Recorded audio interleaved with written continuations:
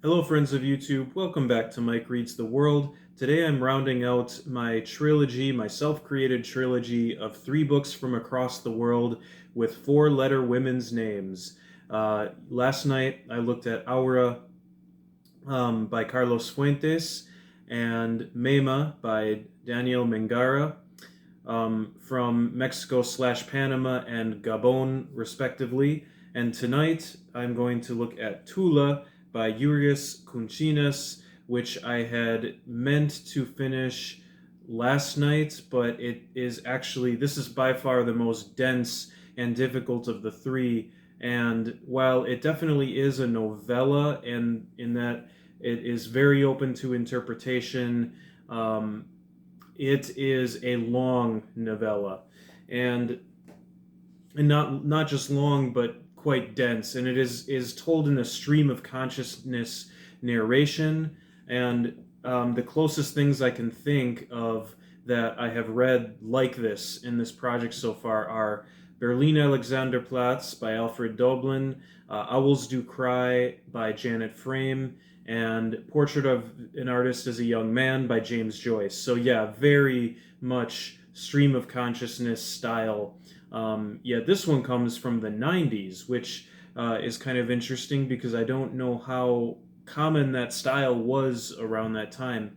Um, it's translated from Lithuanian by Elizabeth Novikas, which she has some very interesting notes at the end of the book.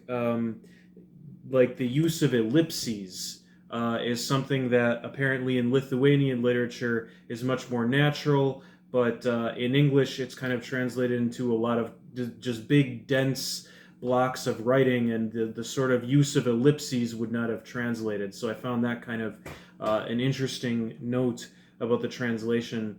And apparently it was also quite difficult to let the reader know about different nationalities, and when you would look at a name and immediately recognize who the nationality was. But I want to put all that aside because not only is this in stream of consciousness, not only is there some translation difficulties, but the narrator is, I don't really like the term unreliable narrator, but the narrator is definitely an untrustworthy person, in the sense that one from the very beginning is questioning their sanity as they are explaining how they turn into a bat to go spy on this woman Tula, who the narrator is very obsessed with. But as we go on, we find out that this narrator is really kind of he's a bum. He's a homeless alcoholic wandering the streets of Vilnius, recalling things from his past out of order.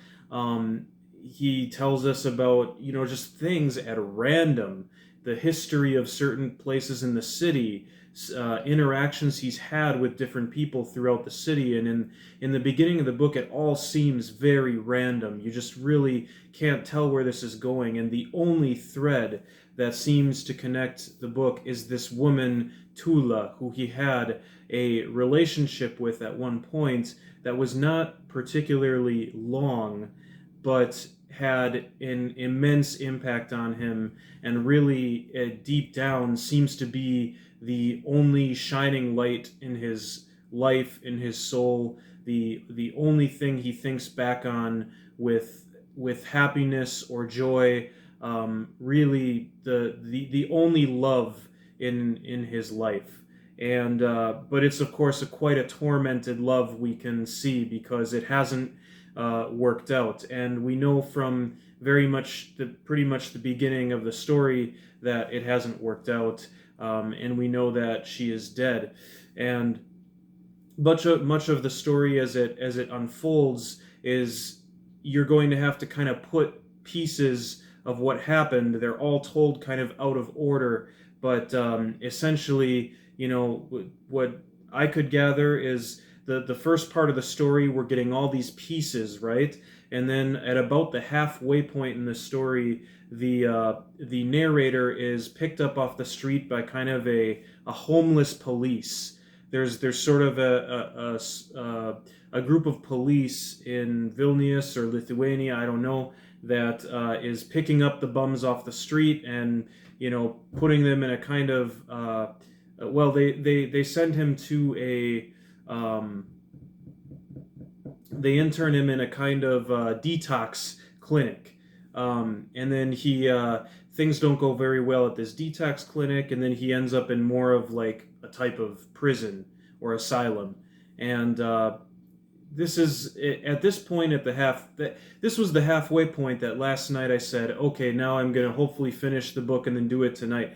But then the second half of the book launches into this drunken, confused, lunatic, meandering odyssey, apparently across Eastern Europe, and somehow all comes full circle back to Lithuania. And I was not prepared for how wild the second half of the book was going to be in that sense, and how much it kind of just unleashes very quickly.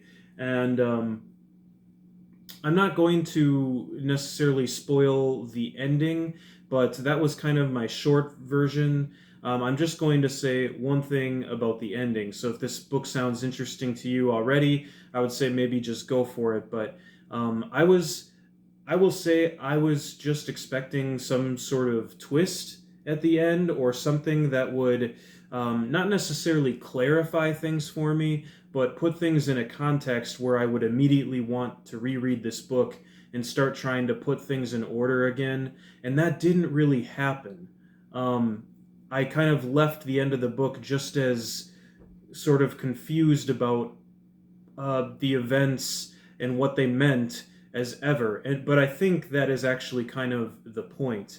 I could be wrong, but the one thing I'm very sure of, and that I can tell you, is that even though this is the kind of book that, for me as a reader, I had every reason to dislike, I liked it. I normally don't like books that are this level of stream of consciousness, although it is a sort of style that has grown on me as I've done this Reading the World project.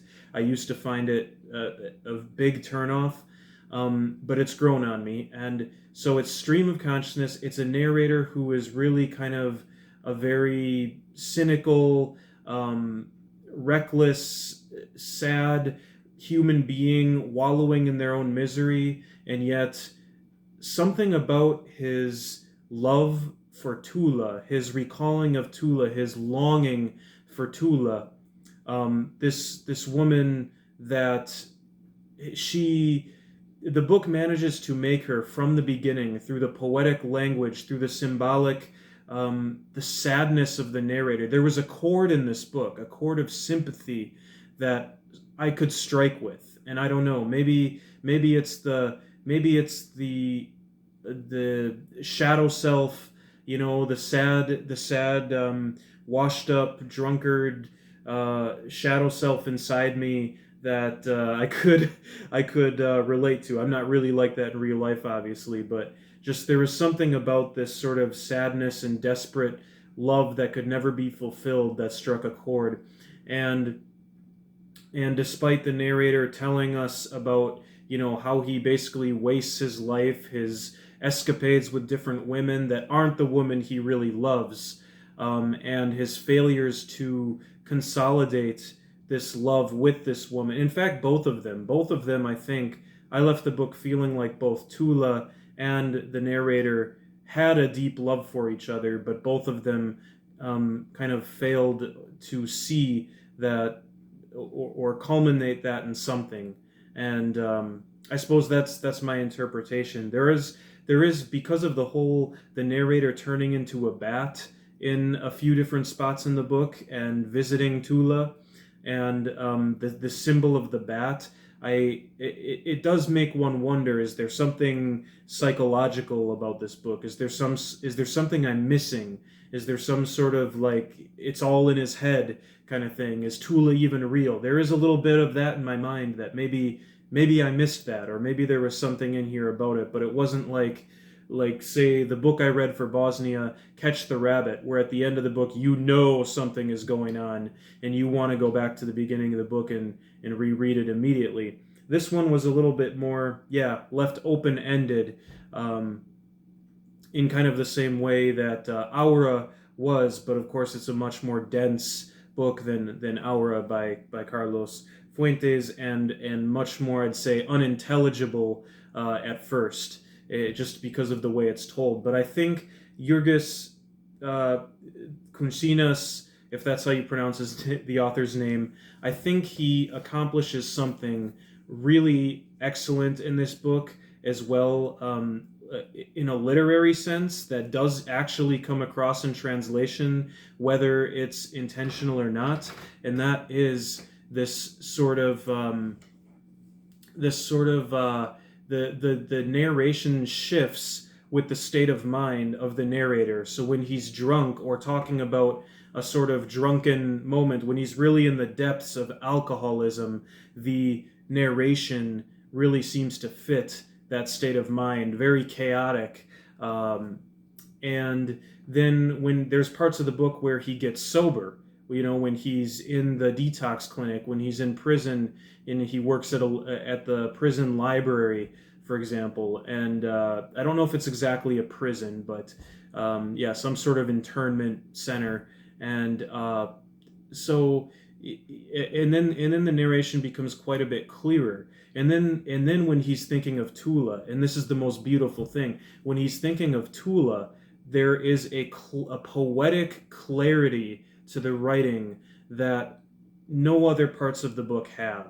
So the use of the stream of consciousness, the chaotic stream of consciousness, the poetic, and the sort of calm, rational stream of consciousness is all quite intentional and does, in my opinion, come across in the translation. And that, to me, along with the sympathetic chord that the symbol of Tula could represents, just she is essentially whatever you at some point in your past or in your life have longed for that will never be recovered, that a sort of melancholy nostalgia or a painful nostalgia, that it is all wrapped up in this idea of Tula.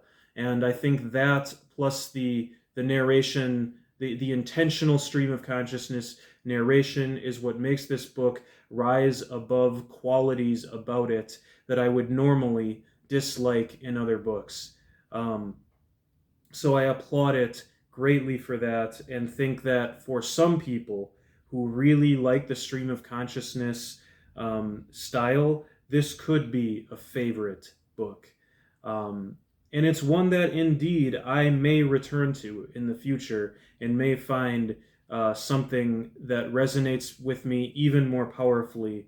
And I could imagine too being in a part of my life perhaps where things were not going as well, and in my past or possibly in my future. One doesn't always know what the future brings, but I have to assume the best. But the fact is, there's a chord of sympathy that this may strike with someone who is not in the best place in life.